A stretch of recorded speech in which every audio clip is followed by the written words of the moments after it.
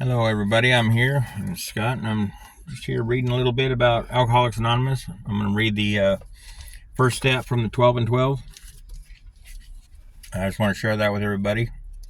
Yes, I am an alcoholic. Alcoholics Anonymous saved my life. So if any of you are wondering, here's step one. Step one, we admitted we were powerless over alcohol and that our lives had become unmanageable.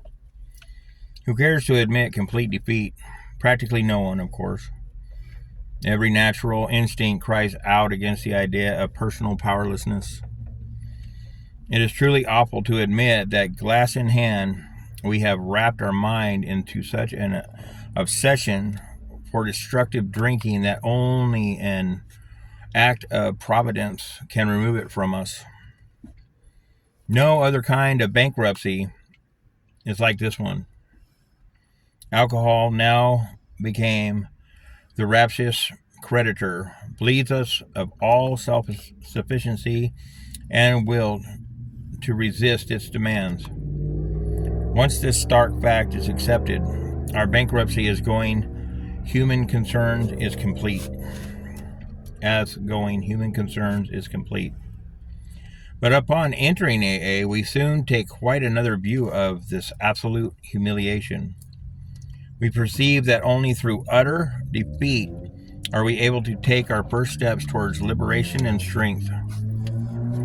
Our admission of personal powerlessness finally turned out to be firm bedrock upon which and purposeful lives may be built.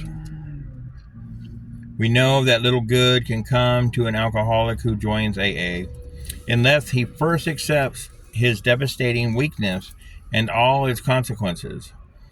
Until he humbles himself, his sobriety, if any, will be precarious. Of real happiness, he will find none at all. Proved beyond a doubt by an immense experience, this one of the alcoholic, of the facts of AA life, the principles that we shall find no enduring strength until we first admit complete defeat, is the main taproot from which our whole society has sprung and flowered. When first challenged to admit defeat, most of us revolted. We had approached AA expecting to taught self-confidence that we had been that so far as an alcoholic is concerned.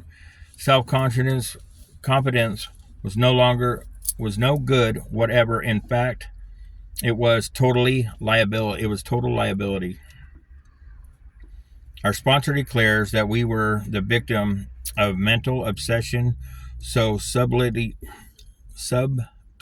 powerful that no one amount of human willpower could break it. Nobody can break it. People cannot break it. Willpower cannot break it when we are stuck on this addiction.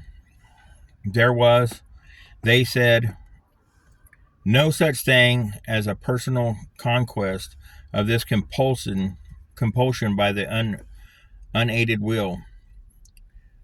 Relentlessly depending on our dilemma, our sponsors pointed out our increasing sensitivity to alcohol and allergy, they called it. The Tarrant alcohol welded a double-edged sword over us.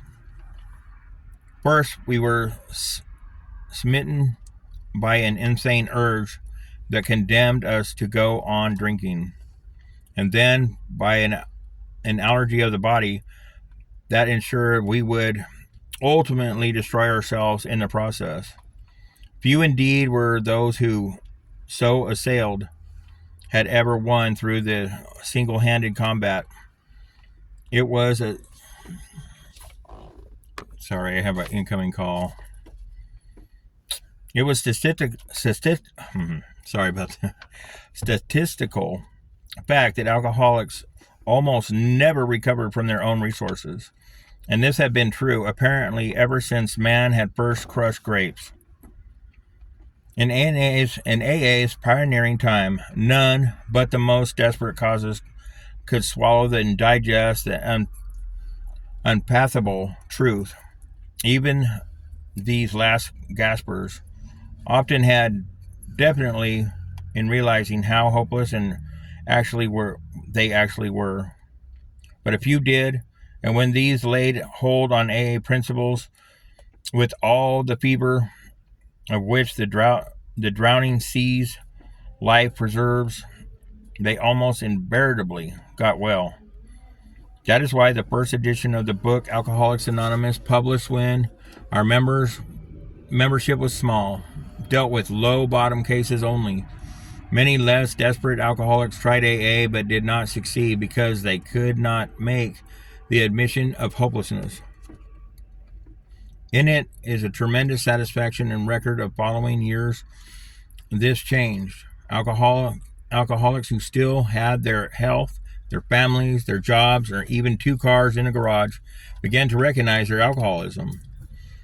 As this trend grew, they were joined by young people who were scarcely more than potential alcoholics. They were spared that the last 10 or 15 years of literal hell the rest of us had gone through. Since step 1 requires an admission that our lives have become unmanageable, how could the people such as these take this step? It is obviously necessary to raise the bottom to the rest of us that had hit the point where it would hit them. By going back into our own drinking histories, we could show that years before we realized that we were out of control, that our drinking even then was no mere habit, that it indeed was the beginning of a fatal progression.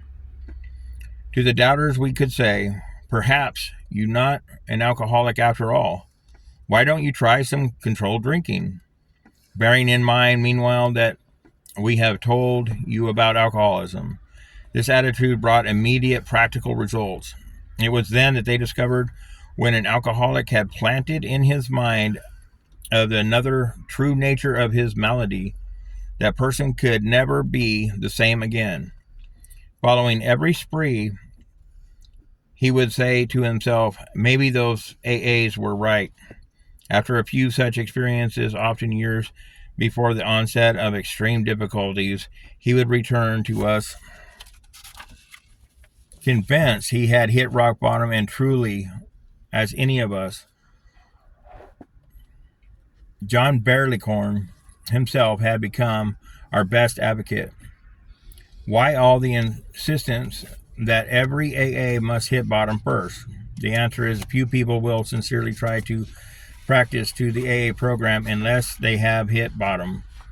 For practicing AA's remaining 11 means the adoption of attitudes of actions that almost no alcoholic will still drink can dream of taking. Who wishes to be righteously honest and tolerant, who wants to confess his faults to another and make restitution for harm done, who cares anything about a higher power, let one mediation of prayer, who wants to sacrifice time and energy in trying to carry AA's message to the next sufferer. No, the average alcoholic, self-centered and extreme, doesn't care for this prospect unless he has to do these things in order to stay alive himself. Under the lash of alcoholism, we are driven to AA, and there was discovery of fatal nature of our situation. Then and only then do we become an open-minded to conviction and the willing to listen as the dying can be. We stand ready to do anything which will lift us mercilessly obsession from us. So there you go. That's going to explain the first step from the 12 and 12. If you guys have any questions or anything, leave notes at the bottom, and if I can get to them, I will try to answer them for you. There's always help. AlcoholicsAnonymous.org, NA.org, CA.org. There's help out there. Don't give up. If you think you can't make it, you can. And remember, 5 minutes is better than none. You know, so I just hope this message reaches out to some people. Any of you out there, I hope it does. And I hope to keep reading this and keep going and just keep reading the steps, because it's kind of explaining to people who might be wondering, don't know anything about it. That's what I'm trying for here. So, all right, y'all have a wonderful, blessed day. May God be with you.